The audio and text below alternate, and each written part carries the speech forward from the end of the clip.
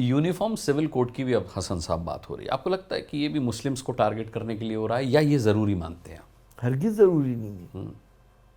देखिए, हम मुसलमान मानते हैं कुरान पाक अल्लाह का एहकाम है जो इंसानों को दिया गया और ख़ास तौर से मुसलमान को दिया गया। कुरान पाक में जो कुछ भी हमें हिदायत दी गई है हम उससे डिविएट नहीं हो सकते। आपको तो उससे परेशानी नहीं है, किसी हिंदू को तो आज तक परेशानी नहीं हुई।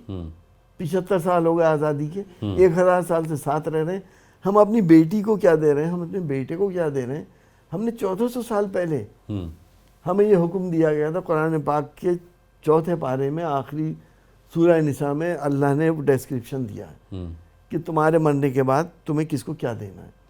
उसमें लड़के का जितना हिस्सा उससे आधा बेटी का है। अब अगर आप कहेंगे नहीं भाई आप भी पूरा दिए, भाई तुम किसी लड़की ने क्या कोई शिकायत करी? अभी तक 75 साल में तो करी नहीं। अगर किसी को शिकायत है कोर्ट से ले ले। हम अगर अपना मजहब फॉलो कर रहे हैं और आपको कोई दिक्कत नहीं आ रही है तो फिर ये शोशा क्यों छोड़ा जा रहा है? तो मतलब आप मानते हैं मुस्लिम्स को टारगेट करने के लिए यूनिफॉर्म सिविल कोड की बात की जा रही है? जाहिर सी बात है, मुसलमानों को डिमोरलाइज करने के लिए।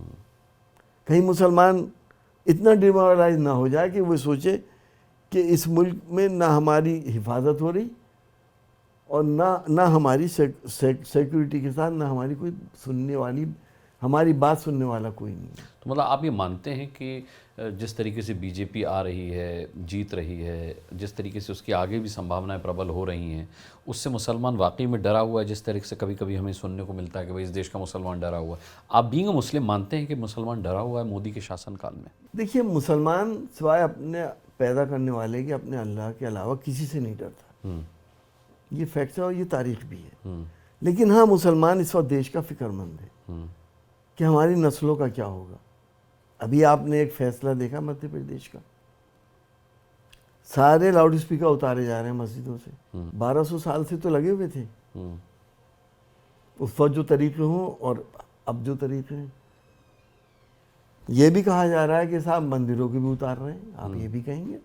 लेकिन अब ये आपकी जिम्मेदारी है कि आप जाके इन्वेस्टिगेशन करिए कि मस्जिदों के कितने उतरे और मंदिरों के कितने उतरे। वो कहते हैं मंदिरों पे लगे ही कहाँ थे, 2 मंदिर पे लगे थे उतर गए, 200 मस्जिदों पे लगे थे, तो वो 200 बदले के 2 आप गिनेंगे तो वो तो नाइंसाफ़ी होगी। वो तो ऐसा नहीं साहब, आप यूपी में देखिए सारे मंदिरों पे। और सुप्रीम कोर्ट ने ये तय कर दिया है कि आप 60 डेसिमल की वॉइस से आप अजान दे सकते हैं। आप क्यों उतरवा रहे हैं? कम से कम घर बैठे लोगों को पता चल जाता कि नमाज का वक्त शुरू हो गया। अल्लाह के आगे सर झुकाता है, अल्लाह से दुआ करता है, अपने लिए भी करता है, बच्चों के लिए भी करता है। मोदी जी तो खुद अजान सुनते हैं तो अपना भाषण रोक देते हैं सम्मान में। हाँ, तो मोदी जी भी रोक देते हैं। राहुल जी को भी हमने देखा पिछले दिनों। हाँ, तो फिर ये राजनीति कौन कर रहा है? ये जो छुटभैये नेता हैं ये कर रहे हैं। बड़े नेता नहीं कर रहे हैं इस किस्म की बातें। लेकिन इनके भी बड़े नेताओं को इनको थोड़ा सा समझाना चाहिए।